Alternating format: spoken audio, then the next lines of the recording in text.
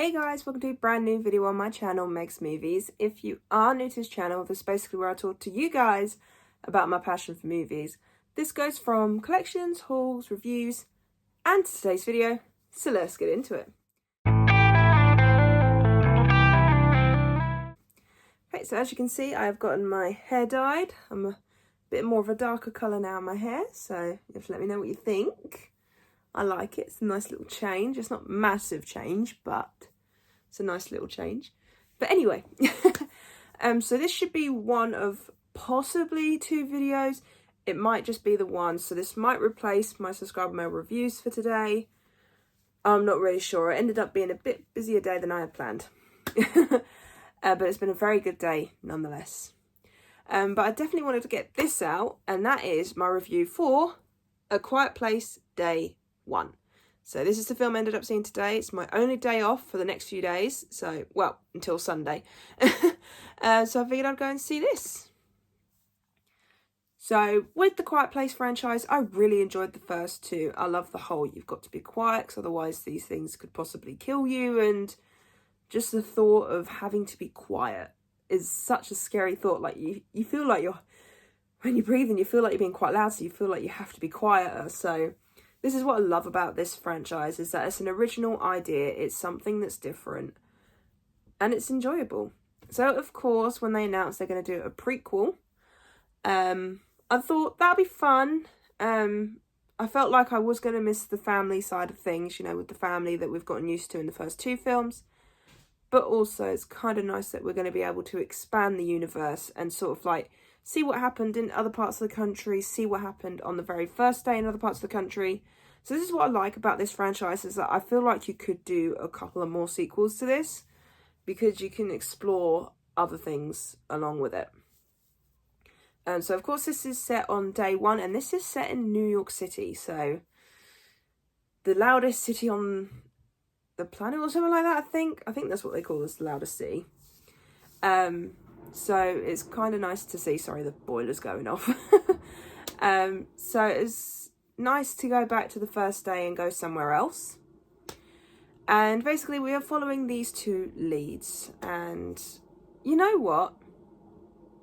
They were actually pretty good leads. Don't get me wrong, like I said, I do miss the family aspect of this. I do miss the family that we had in the first two films. But at the same time, I feel like our two new characters were great to watch. I loved following them. I loved seeing what happened throughout the film with them. I'm still surprised by the ending, not gonna lie. I wasn't expecting that. But then also at the same time, when I think about it, I did kind of expect it a little bit when you think back to it and you think back to what you watched and you're like, should have really known, but, you know, it was different. Joseph Quinn plays our main lead, our main male lead, and for me, I always remember him as Eddie from Stranger Things. As much as I love Stranger Things, but not as much as other people. Like, I'm a fan of it, but not a massive fan. It was nice to see him play a different role. Like, he's a very different character to what he was in Eddie, as Eddie Munson. And I loved our new female lead. It was nice to see one of the characters from the second film come back. I can't remember his name. I'm not very good with names. I do apologise. But it was nice to see him. Obviously, you knew what was going to happen to him because you watched the second one. So, sort of takes away from the surprise of it all. But the creatures looked amazing as always. And especially some of the close-ups that they did in this film.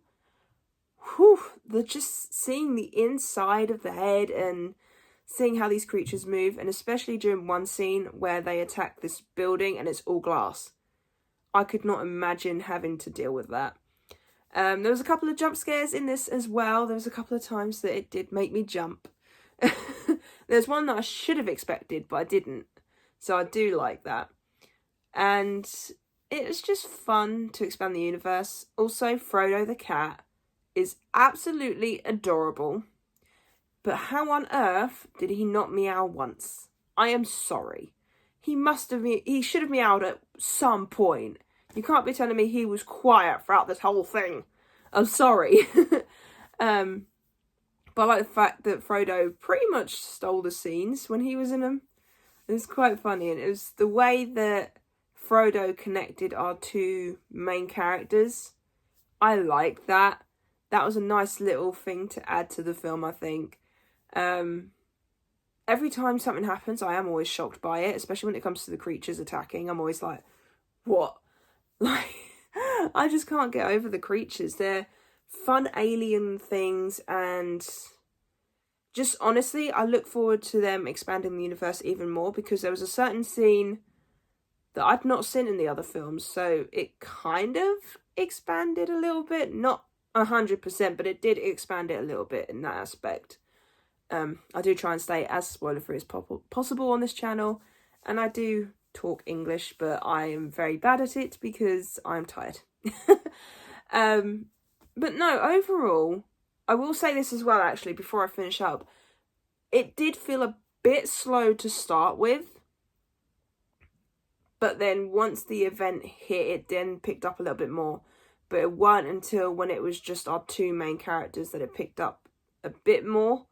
Especially certain scenes that they had to deal with. It was quite shocking to watch. Even at points I was like this, I was like, oh my god. I was like, no, no, no, no. So I will say it was a bit of a slow start, but it then picked up. And I enjoyed it. It was a fun little prequel. It was nice to see what happened on the first day somewhere else. Whether we will come back to these characters again at some point in the future, I don't know. I would like to see where this could go next.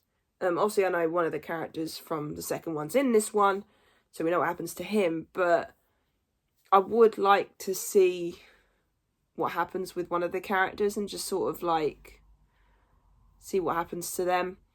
But overall, this was enjoyable. I had fun with it. It made me feel tense, and even when I was sat there with my bag of chocolate, I literally, every time I rustled, I felt bad for rustling, because it is that kind of film where you do feel the need to be quiet, and I like the fact that all three films make you feel that way. By the third one, you shouldn't feel that way. You should be like, oh yeah, I can make noise, you know. But even as you watch each one of these films, you feel that tenseness. You feel like you do have to be quiet. You feel like you need to not say a word. I will say I was a little bit annoyed though, because there was people behind me that I could hear whispering. I'm sorry, but if you're going to see a film where people are told to be quiet in a film, the whole audience is going to be quiet, so that includes you. So, not gonna lie, I was not very impressed with that, and the worst part is one of them went, they can hear you, they could probably hear you whispering. Yeah, I could hear you whispering. So, if you're someone that likes to talk during the film,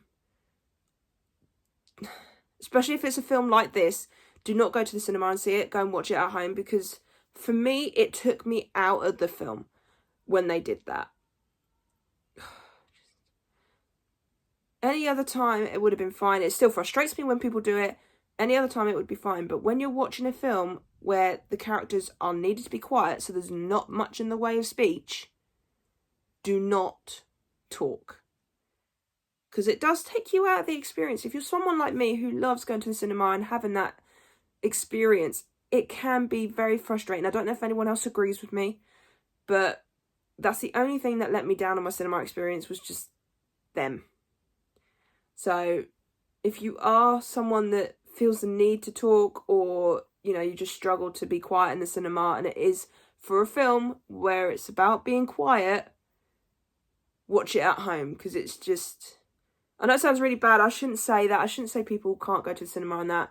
You can go to the cinema, but just bear in mind the other people that are in there that want that experience. So it's one of those things where it's like, I'm not saying don't go to the cinema, but I'm also saying if you are going to go, just don't chat, don't whisper, and it's a frustrating thing. So I feel bad for saying it, but I am one of those people that I just want peace and quiet. In the cinema, you're told to turn the phone off, to turn it on volume, whispers, things like that. But lately, more than ever, it seems to be that most of my cinema experiences, I'm hearing people talking behind me. And it is a little bit frustrating because beforehand, I never used to hear it so much. Like, it very rarely happened. But now pretty much, even like most of my cinema experiences this year have had people chatting in the background, whether they're whispering or when it was the teenage boys, when I was watching the Garfield movie, hearing them play with a ball in the background. If you're going to make noise, stay at home. Watch the film at home. Or at least bearing in mind that other people can hear you, because when those scenes are quiet, whether that's A Quiet Place or a Garfield movie, when it gets to the quiet point, don't talk. It's just very frustrating. I'm sorry I've gone off on a rant here. But yeah, just that's the only thing that bugged me, just that little bit. But anyway, my final score for this film is going to be an 8 out of 10. I enjoyed this film more than I thought I was going to. Got a bit concerned it was going to be a 7.5 for a while because of the slow start, and it just, I don't know, it just felt a bit off. But as soon as it got to a certain point and the scenes picked up, and especially the end of the film, I gave it an 8 out of 10 because I ended up enjoying it. I will be adding it to my collection, and yeah, just overall a good film. One of the good horror films that we got this year, I think, so far. Because I've only seen 3 horror films? Yeah, I've only seen 3 horror films so far this year. And this will probably be my second one? My second favourite? Yeah, I think it'd be my second favourite horror film of the year so far. But there is some others to come out, and there's some I haven't watched yet, so who knows. But yeah, so I do hope you enjoyed this video. Apologies for the rant. But if you did, then do give it a thumbs up. And if you are new to this channel, then go ahead, hit that subscribe button and also notification bell down below to be notified when I post. And also leave me your comments and thoughts on A Quiet Place Day 1. Did you enjoy it? Did you not enjoy it?